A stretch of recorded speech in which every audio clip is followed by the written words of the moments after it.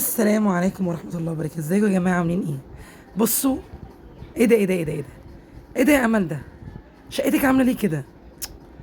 محدش بقى يكلمني يا جماعة عشان بصوا انا اتخنقت اقسم بالله. الشقة دي بتتروق كل يوم، الشقة دي بتتنضف، بس طبعا ترويق يعني، بس مش بالمنظر. والله العظيم يا جماعة أنا جيت من الشغل اتفاجئت بالمنظر ده. قعدت طبعا اصوت يجي ساعة واشد في هدومي واشد في شعري يجي ساعتين، بس في الاخر وصلت للنتيجة ان انا لازم اروق. يلا استعنت بالله وقلت يا رب قويني، ورحت بقى ماسكه الشقه كلها. والله يا جماعه كنت اليوم ده كان بالليل، يعني كانت مثلا الساعه حوالي 9 بالليل، او 9 ونص كده. اه 9 ونص. كنت جاي من الشغل، جيت بقى عملت لهم الاكل واكلنا. قلت بقى يا بت ايه، اتكلي على الله وربنا يقويك ويعينك، وقومي ايه اعملي حاجه بيتك تمام. المهم فجيت بقى، ابتديت بقى بالاوض. انا بحب ايه اشطب الاوض الاول، وبعدين اطلع الصاله دي بخليها اخر حاجه. وممكن في يعني في حد بيبقى عكسي، يعني ممكن يبتدي بالصاله، بس انا بقى بحب كده يعني. مسكت بقى نفضت الاوض يا جماعه. اللي عايز الروتين من اوله لاخره، يعني مثلا اللي عايز مثلا يخليني ان انا يشوفني وانا بصور مثلا روتين الاوض وبعمل ايه في الاوض بتاعتي يقول لي، وانا تمام معاكم في اي حاجه. المهم مسكت الاوض يا جماعه، الدولاب منايب السنيله، الهدوم على بعضها. ما باجي انزل شغلي والله العظيم بتاخر بسبب ان انا هما بيلموا الغسيل ويحطوا كده اي حاجه، ده عند ده وده هنا وده هناك. الله اكبر الله اعظم يا رب. وده هنا وده هناك، فالواحد بقى خلاص مش قادر. رحت ماسكه بقى اوضه اوضه، ورحت بقى ماسكاها من اول الشيش، تنفيض وتلميع وتنظيف، والخشب ادي ولمع، والدولاب يلا نزل وطبق ورتب. باجي على نفسي يا جماعه، او والله العظيم بفتري على نفسي بقى وعلى نفسي جامد اقسم بالله. بستغل وقت مثلا ان أنا خلاص بقى هقوم اروق واقول يلا بالمره. ورحت عامله ايه كمان، لميت الستار والملايات والمفارش، وبصوا ما خليتش. بنتي الصغيره ليلى، الست ليلى هانم، ماسكه بقى الدباديب ربطهم في رقبتهم كده وبتجرجر بيهم الشقه والبلكونه. قلت يا بنتي لا، التراب ده ما هو مش حلو، والحاجه تبقى ريحتها مش حلوه، ومركونه وسط كده مش حلوه. وانا بقى ايه، الشقه ادام منيله بستين نيله تديني طاقه سلبيه بطريقه. ببقى جايه من الشغل والله وانا في المواصلات ببقى مش عايزه ارجع اشوف المنظر اللي انتوا شفتوه ده. مع انه والله العظيم بعمل عينيا وبروق، والله باجي على نفسي يا جماعه والله. والله ما ملاحقه على شغل، لا على يعني بصحى 6 الصبح، انزل شغلي موظفه يا جماعه، انزل شغلي.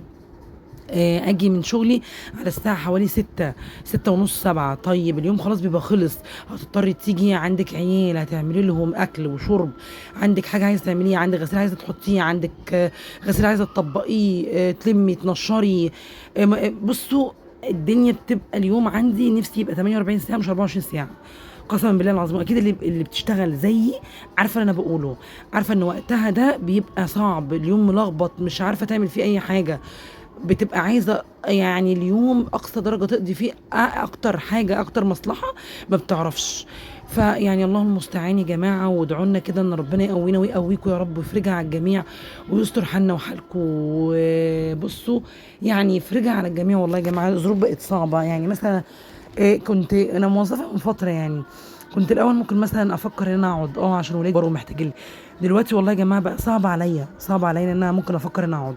ليه؟ اديكوا شفتوا، اديكوا شايفين، كل واحد اكيد حاسس، كل واحد مضغوط. انا عارفه الناس عامله ازاي، والناس يعني بصوا في الشارع انا بشوفها والله العظيم الناس بقت غير الاول. الناس الاول كانت بتضحك في وش بعضها، كانت مبسطه الامور. والله ما بمشي في حد دلوقتي غير لما بلاقي ده بيتخانق مع ده، وده بيتعارك مع ده، وده مش طايق ده. حتى انا لما مثلا لما بقى في كلمه والله بنقف على بعض على الكلمه، بنقف على بعض على الكلمه يا جماعه. الناس بقى فيها ضغوط ومش طايقه، مش طايقه حد يحمل عليها، مش طايقه حد يزود همها. فربنا يكون في عون الجميع والله المستعان يا رب، وربنا يقويكم ويقوينا. بس فاليوم بيبقى صعب. عارفين هنا كنت بغسل، يعني انا بلم، بصوا لميت الستاير. قلت بقى بالمره يا بت هي هده بهده، اغسلي سجاجيدك بقى وستايرك، الله اكبر الله اعظم عز وجل. لمي بقى ستايرك ولمي حالك ومفرشك والدنيا.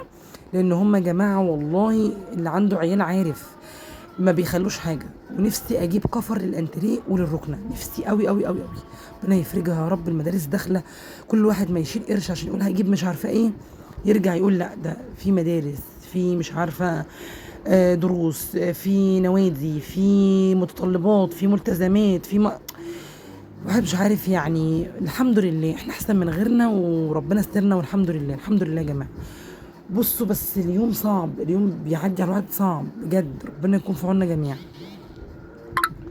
بس رحت بقى بصوا، ورحت لما بقى لما قد كده، لميت لما قد كده يا جماعه. والله العظيم ثلاثة افتريت على نفس اليوم ده. انا على طول على طول حتى والله يعني حماتي وامي وكده يقولوا لي ده غسيل سوس العظم، بلاش تيجي على نفسك في الصغر، هتكبري هترقدي. وادعوا لي ان عيالي يبقوا بارين بيا وذريه صالحه ويقدروا كل ده. ولو انا مثلا يعني ربنا يكفينا شر المرض جميعا، لو انا كبرت ولا كده ما يتضايقوش مني ولا يتضرروا مني ولا يعني يكلوا بخدمتي. فربنا يصلح حالنا وحال اولادكم جميعا يا رب، ويجعلكم اولادكم ذريه صالحه ومن الصالحين ان شاء الله. بصوا بقى، ورحت بقى ماسكه يا جماعه ملمعه، انا بحب بقى لمعه. بصوا انا كنت اتكلم هنا بنتي، والله بنتي بتروق وبتاع، هي في ثانويه عام، ادعوا لها ان ربنا ينجحها وينجح جميع ولادنا يا رب، وتبقى سنه يعني. بصوا اللي عنده عيل في الثانويه العام ده كارثه. تخيلوا بقى امل موظفه بشتغل، وضغوط الشغل زائد ضغوط البيت زائد ضغوط الاولاد زائد عندك بنت في ثانويه عام، لا شابولك يا عم. هو بصوا ما يقدر على القدره غير ربنا، هو ربنا اللي بيقوي، والله الواحد ما بيعمل حاجه. لا حول ولا قوه الا بالله، ربنا هو اللي بيقوي، وربنا هو اللي بيخليكي كده صامده قويه. ما انت هتقولي مين هيعمل، هتقولي مين هيبقى مكانك، مين هي يعني هيقضي لهم طلباتهم، مين هيظبط لهم حالهم، مين هيعمل لهم لقمتهم، مين هيبقى في ظهرهم وسندهم. مش هتلاقي غيرك، انت هي الام كده معروفه. الام والاب دايما يا جماعه، الام والاب هم شغلهم الشاغل لاولادهم، هم اللي عايزين يطلعوا ولادهم احسن منهم بمراحل، هم اللي واكلين نفسهم ومحاربين ومشابهين محلهم عشان ولادهم. فربنا يصلح حالنا وحال ولادنا جميعا يا رب، ويكتب لنا ويعوضنا صبرنا خير فيهم، لان الدنيا صعبه وخلقنا الانسان في كبد. يعني ربنا قال لنا الدنيا صعبه، معروف الدنيا صعبه. بصوا بقى الخلطه اللي في البخاخ دي للخشب، دي للخشب، ببقى حاطه فيها بقى ايه، حبه ملمع ازاز صغيرين قوي ماشي، على حبه زيت صغيرين قوي، على حبه جاز. ايه ده يا امل اللخبطيطه دي، والله العظيم يا جماعه فله فله فله فله. الجاز ده فله، الزيت نقطه زيت صغيره قوي هيديكي لمعه للخشب، ومش هيشقق لا خشب ولا كلام فارغ ولا اي حاجه. ليه؟ لان الزيت مع البنزين بيدي عازل، ومجرد ما انت بتبخي هيديلك اللمعه وهتنشفي او هتمسحي، خلاص مات الكلام، هيديك اللمعه دي. فاعملوا الخلطه دي بدل البليدج بصوا الاسعار الفلكيه اللي احنا بنشوفها، لا خليكي انت شغلي دماغك واعملي حاجتك. وفري والله يا جماعه، وفروا. هو مش وفروا عشان نحوش، هو وفروا علشان اللي هتوفروه ده هتحتاجيه في حاجه تانية. والله 100 باب وباب مفتوح لك. انا مش بوفر مثلا عشان خلاص زمن التحويش وثمن الجمعيات وثمن، فاكرين انتوا الوقت ده ما بتوفري كده من مصروف البيت مش 5 جنيه من هنا و10، خلاص ما بقاش فيه. اقل اكل دلوقتي بكام، ولا اقل فطور بكام، ولا اقل طلبات لاولادك بكام؟ فيعني الله المستعان. احنا بس بنقول ربنا يقدرنا ويعني ايه يسترنا ويستركم جميعا، وربنا كده يعم بركته علينا. والله احنا ماشيين ببركه ربنا، قالوا لا ببركه ربنا ما هنمشي. لا واحد بياخد 10 ولا 15 ولا 20 بيكفي في الوقت اللي احنا فيه ده. فاحنا عايشين الحمد لله على قدنا ببركه ربنا والله، وربنا استرها معانا، واحنا احسن من غيرنا. في ناس كتير قوي مش لاقيه اللي احنا فيه ده، فالحمد لله. ادعوا لي بس ايه ان انا ان شاء الله ربنا يكرم كده واجيب كفر للانتريه وللركنه، هيريحني كتير. وبالله عليكم بالله عليكم اللي يوصل معايا الفيديو لغايه هنا حطوا لي لايك، يعني بفرح قوي والله يا جماعه بلايكاتكم بكومنتاتكم. يعني اشتركوا معايا في الراي، شاركوني في رايي. هل انا كلامي فعلا صح؟ هل انا ضغوط الحياه صعبه؟ يعني انصحوني وكلموني، انا بفرح قوي بتعليقاتكم، بفرح قوي بكومنتاتكم، حتى لو كانت ايه، والله حتى بالكومنت السلبي انا بفرح بيه، والله العظيم يا جماعه. يعني انا صدري رحب لاي تعليق ولا اي كومنت، ما بزعلش. واللي بيقول لي كومنت حلو ربنا يكبر بخاطره ويكرمه، ويقول لي كومنت وحش برضه ربنا يكبر بخاطره ويكرمه. فبالله عليكم حطوا لي، بصوا بقى الخشب لمع ازاي، بصوا بصوا بالله عليكم لمعوا على منا. والنبي يا جماعه بالله عليكم اللي يوصل لغايه الفيديو لغايه حته الحته بتاعت الخشب دي قولوا لي فعلا يا امل عندك حق، والخلطه دي جربوها هتعجبكم قوي قوي قوي. قولوا لي رايكم فيها ايه. واللي عايز الروتين بتاع الاوض اوض دي يقول لي. بصوا يا جماعه الصاله كبيره ما شاء الله واسعه، بتهدني والله من البلكونه للصاله وبصوا بقى انا من النوع ان انا لازم انضف بحذافيره. بس بقى عايزه اقول لكم على حاجه، ركزوا كده معايا. اللي شاف فيديوهاتي الاولانيه واللي شاف الفيديو ده هيلاحظ في حاجه كده غريبه في امل. اللي ملاحظها يكتب لي في الكومنت ايه غريب فيا، ايه انا اتغيرت في ايه، او إيه مش هقول لكم، اكتبوا لي واستنتجوا انتوا. بس ده للناس اللي هي بتتابعني، للناس اللي شايفه فيديوهاتي، للناس اللي هي شايفاني في اول فيديو تاني فيديو تالت فيديو. انا ما بقاليش كتير قوي، بس برضو في مشاهدين ليا، فشوفوه كده وقولوا لي ايه الغريب وايه المتغير فيا، واما اشوف هتعرفوا ولا لا. بصوا بقى انا كنت نسيت المع الباب ده بالنسبه لي يا جماعه. تلميع الباب حاجه جزء لا يتجزأ من تنظيف الشقه، من التنظيف. اللي بصوا نظفتي بيتك ما نظفتيش لازم تنظفي باب شقتك لازم يوميا. وكان متطرب بقى السلم طبعا، مع السلم وانا يا جماعه في الدور السادس، عارفين يعني ايه؟ مني كده لربنا، مني ربنا يا جماعه. فهتلاقوا اي تراب اي حاجه اي عفره بتبقى اللي في الدور الارضي واللي فوق، بتبقى بصوا حاجه صعبه. فالباب عنوان الباب عنوان البيت. طول ما انت ملمعه باب شقتك كده يا سلام. حتى وانت كده جايه من شغلك او جايه من بره ولاقي باب شقتك بيلمع نظيف جميل، بتحسي براحه نفسيه، تحسي انك مرتاحه. والله يا جماعه النظافه دي بتفرق. انا من الناس اللي بحب انضف قوي. موتي امل، اموت في النظافه، احب النظافه. الوقت الفراغ بتاعي اقوم انضف. يا نهاري ابيض، والله يا جماعه بقوم انضف. وقت الفراغ بتاعي ما برتاحش. حتى زمايلي يقولوا لي اجازه سعيده يا استاذه امل، اقول لهم والله يا جماعه ما كانت اجازه سعيده ولا حاجه، ده اجازه كلها شقه في شقه. بستغل يوم اجازتي ده اعمل اكله تكفي يومين، عشان تاني يوم طبعا ببقى تعبانه خلاص يوم اجازتي. تاني يوم بقى اجي الاقي لقمه للعيال ياكلوها يسخنوها ياكلوها. تمام. اجي مثلا يوم اجازه ده استغله في تنظيف في ترويق. طبعا انا عندي بنت في ثانويه عام، عمري ما هضغط عليها واقول لها ساعديني، وانا بيني وما بينكم ما بيعجبنيش ترويق حد. حتى بنتي تقول لي كده، مهما روقت ومهما عملت مش هيعجبك، فعادي انا مش هقول لك ايه رايك، ومش هقول لك ان انا عملت. فبصراحه انا كده اللي زي يقول لي، يعني انا كده اللي زي يقول لي.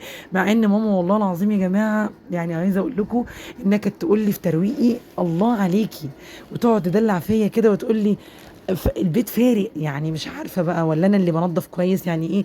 قولوا لي انتوا رايكم ايه. انا مش هشكر في نفسي ولا اقول لا، قولوا لي انتوا. بس انا يعني التفاصيل دي بتفرق معايا جامد. فانا بس ما بيعجبنيش والله بتنظف وبتروق وبتقلدني. يعني هي بتقلدني، ما هتقلد مين؟ هي شايفه مين بتروق قدامها وبتنظف، هي بتقلد مين؟ بس والله ما بيعجبني تنظيف ولا ترويق حد. سبحان الله بقى، يعني سبحان الله. بس فاللي زي كده يقول لي انا زيك، ما بيعجبنيش غير ترويق وتنظيف. طبعا هي هتريها، بس انا ما بقدرش اضغط عليها لان هي في الثانويه العام، وادعوا لها بالله عليك وادعوا لها، وربنا يكرم كل ام واب في ابنها او بنتها يا رب. يا رب عوض صابرين خير فيهم. ادعوا لها يا جماعه، متوتره وبسبب السنه دي والسنه دي يا جماعه والله يعني ناس قاست خالص بسبب ان السنه دي بسبب حوارات الثانويه العامه. فربنا يوفق الجميع يا رب ويكتب لهم خير. وان شاء الله اللي ما عرفوش يحققوا في ثالثه ثانوي ان شاء الله خير. ما حدش ييأس من رحمه ربنا. الله كريم والكل مجتهد النصيب. في ناس اجتهدت وبتقول انها انا اجتهدت لا، بص ده قانون الهي. اجتهدي وما تقوليش لا ده انا اجتهدت وما لقيتش. لا والله ربنا يعوضك او شايل لك حاجه عكس ما انت متخيله، عكس ما انت متوقعه. قانون الهي يا جماعه. بصوا بيمشي على الدنيا كلها، وربنا عادل ما بيظلمش حد. ممكن مثلا تقولي لا ده انا تعبت او مثلا انت قدامك هدف. مثلا انا فتحت القناه وقدامي هدف ان انا مثلا ابقى عندي قناه وعندي مشاهدين، وفتح القناه بيزود لي من دخلي، بيساعدني مثلا على العيشه، ببقى عايزه كده وعندي طموح بكده. بس ممكن مثلا المشاهده قليله، اللايكات مفيش، الدنيا بطيئه، الحاجه بتمشي واحده واحده. بس انا واثقه في ربنا، عندي ايمان كبير بربنا. وان شاء الله باذن الله تعب الواحد ما بيروحش على الفاضي، ولو ربنا برضو ما اكرمنيش ان شاء الله يكرمني في حاجه تانية. انا بقول الحمد لله وثقتي بالله كبيره.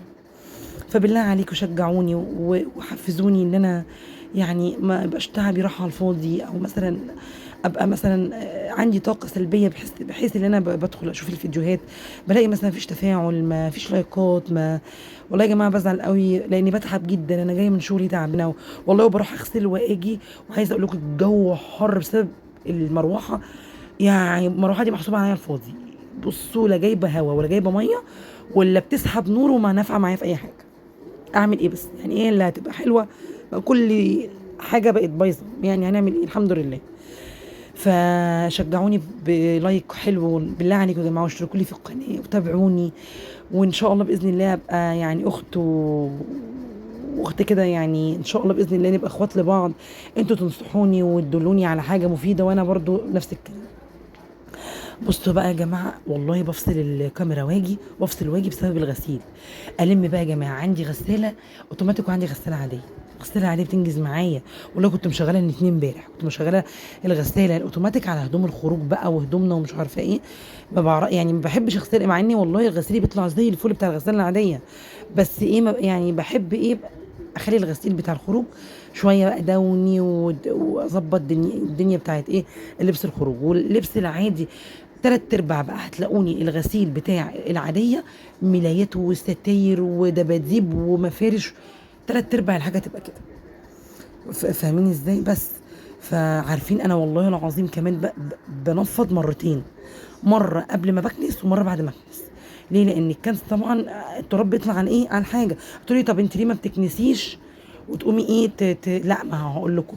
انا لو دلوقتي كنست وبعدين نفضته، طب ما اللي نفضته ده هينزله ايه على الارض، اضطر اكنس تاني. طب على ايه اكنس كده؟ انفض وانزل اللي هنزله. طبعا في الانتريه الامر ما يسلمش، العيال طبعا عيال سايبين حاجه هنا، حاشين حاجه في الكنبه هنا، في الانتريه هنا، في الخليديه هنا، فالامر ما يسلمش. بنفض بقى وانزل الحاجات دي، وبعدين بقى التراب لو طلع على الانتريه ولا حاجه بيبقى حاجات بسيطه يعني، بقوم منفضه تاني بس. والله ومسحت مرتين. بصوا الميه، لو حد يلاحظ يشوف الميه عامله ازاي، والله العظيم الميه طلعت زي الزفت. لما عارفه ايه ده يا جماعه، النمل واكل ما اعرفش فيه ايه، وهيخليه السيراميك على السقف اللي تحتينا ولا ايه. كميه رمل بتطلع من الارض، مش عارفه في ايه يا جماعه. والله العظيم كميه رمل بطريقه يعني. الحر السنه دي ربنا يعيننا جميعا. فحطوا لي لايك يا جماعه بالله عليكم، حطوا لي لايك وشجعوني واشتركوا في القناه، ربنا يبارك بخاطركم يا رب. بس هنا بقى مسحت. بص كنت عمال، بس كنت بقى مسقطه تعبانه. انا بعمل الاوض الاول دي، ما ابتديش بيها، يعني الصاله ما ابتديش بيها، الاوض الاول ببتدي بيها عشان اكون خلصت وبتاع. والصاله بقى، الصاله والمطبخ، الحمام بقى وانا بشطف وانا بعمل، بقوم مسحه غسله حلوه ولا وايه. وما سكتش على كده، بص الافتراء بقى، بستوعب على نفسي قوي يا جماعه والله. مسكت بقى السجاجيد، كان عندي السجاجيد كنت لفاها السجاده دي، مسكتها بقى غسلتها هي والمشايات اللي في اوضتي وفي اوضه ولادي واللي في الطرقه، غسلتهم بقى طلعوا طينه. والله مش عارفه في ايه، والله بنضف، والله تقولي بتنضف، والله بنضف يا جماعه. بس هي يعني تراب وقرف وصيف وعيال، وانا باجي بقى هما بيستغلوا وقت ان انا مبقاش موجوده بقى. اما طول ما انا قاعده شيلي دي اعملي دي سوي دي بيسمعوا الكلام. لكن وانا مش موجوده طبعا، مش موجوده، فخلاص اعملوا بقى ما بدلهم. ربنا يهدي ولادنا جميعا والله. بصوا ورحت ماسكه انا بقى مش قادره، انا بحب بقى كنت امسح الاول بقى، كنت بمسك الخيشه يا جماعه واديله بقى ادي الخيشه بخليها امسح واجيب من تحت. والله العظيم ما كنتش مقتنعه بالشرشوبه دي خالص، بس بقى يعني كبرنا والحمد لله. الحمد لله يا جماعه، ربنا يديكم الصحه ويدينا الصحه. بصوا بقى الشقه، حطوا لي لايك بقى، حطوا لي لايك بقى. بصوا ايه رايكم، ايه رايكم بقى ما بين الاول ودلوقتي؟ ايه رايكم؟ فرقت. بصوا بقى، والله يا جماعه راحه نفسيه. انا عارفه ان ده مش هيقعد ساعه بس اهو بقى، افرحي الساعه دي افرحي. بصوا ايه رايكم في السجاده دي؟ لو مش لاقيه قولوا لي برضو، بس خفيفه، انا بحب افرش حاجات خفيفه دي في الصيف. اشوفكم على خير.